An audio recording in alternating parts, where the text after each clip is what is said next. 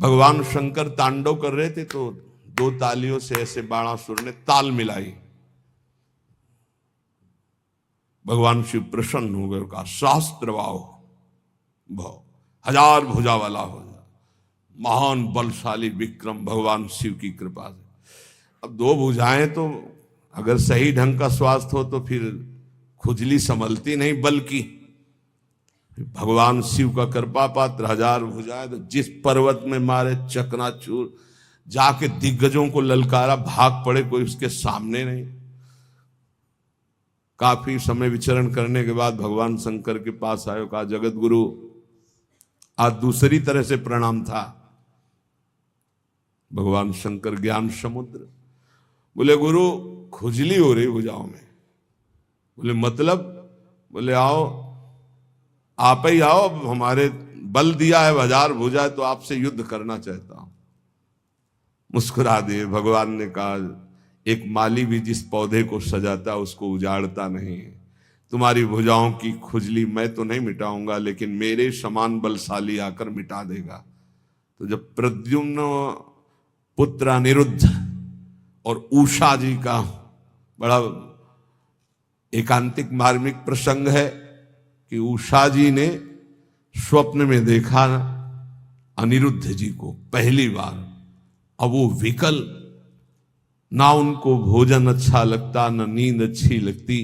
तो जो उनकी परिचर्या में वो 9 कुमारी थी, आसपास राज सैनिक वयोवृद्ध या जो स्त्री पुरुष दोनों नहीं है, उनको लगाया जाता था। राजकुमारियों के महल की सुरक्षा में वयोवृद्ध, अनुभवी या जो स्त्री पुरुष दोनों नहीं, उनको लगाया जाता था। तो ऐसी व्यवस्था में उनके पास सखियां सेवा में रहती थी। कभी कभी कोई सूचना मिलने पर बाणासुर के मिल जाता। अब उषा जी को इस तरह विक्षिप्त देख करके ना भोजन, ना नींद, ना बल, तो उनकी एक बहुत प्रिय सखी चित्रलेखा थी, जो बड़ी योगिनी थी, शक्ति संपन्न थी। उसने कहा सखी, मेरी सखी होते हुए तुम इतना उदास, बोलो ना, कोई ऐसा विषय है जो गुप्त विषय और तुम बता नहीं सकती, वही तुम्हें इतना विक्षिप्त कर रहा है। मैं समझ रही हूं कोई विषय तो है। तो उनका सखी, मुझे एक स्वप्न में 9 कुमार के दर्शन हुए और अब मैं उसके बिना जी नहीं सकती, पर मैं ये नहीं जानती को है कौन, कहां का है, क्या है, पर स्वप्न में मैंने देखा। तो उनका स्वप्न में आपने देखा तो त्रिभुवन का कोई ऐसा नहीं है जिसका मैं चित्र न बना सकूं, और तुम्हारे सामने साधारण कोई आ नहीं सकता, क्योंकि साधारण से तुम मोहित नहीं हो सकती। तो मैं असाधारण महापुरुषों के परिवारों का चित्रण करूंगी, तुम केवल इशारा दे देना, मैं योगिनी हूं, अपहरण उसका मैं कर लूंगी। स्वप्न में देखा था अनिरुद्ध जी को। वो बड़े बड़े नागलोक, स्वर्गलोक, सब लोगों के बड़े बड़े जो सुंदर हैं, गंधर्व हैं, देवता हैं, यक्ष हैं, फिर मानव लोक का। तो जय भगवान श्री कृष्ण का चित्र आया तो मुस्कुराए, बोले बस कुछ मिलता जुलता ऐसा ये तो नहीं है प्रद्युम्न जी, बस कहा बिल्कुल नजदीक पहुंच चुकी हो, मिलता जुलता ही चित्र है बिल्कुल।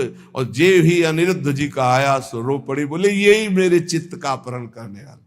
बोले बहुत बड़ी जगह तुम्हारा स्वप्न होगा, आसक्ति हुई है, पता है द्वारिकाधीश भगवान श्री कृष्ण के ये नाती है अनिरुद्ध जी।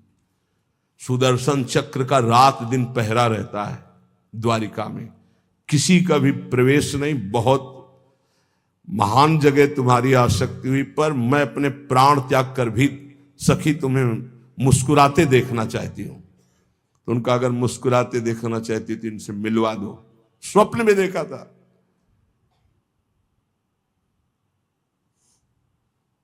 भगवान सुदर्शन चक्र से प्रार्थना की, वो योगिनी थी, कि बिना भगवान श्री कृष्ण की इच्छा के अनिरुद्ध जी का उषा जी के स्वप्न में जाना असंभव है।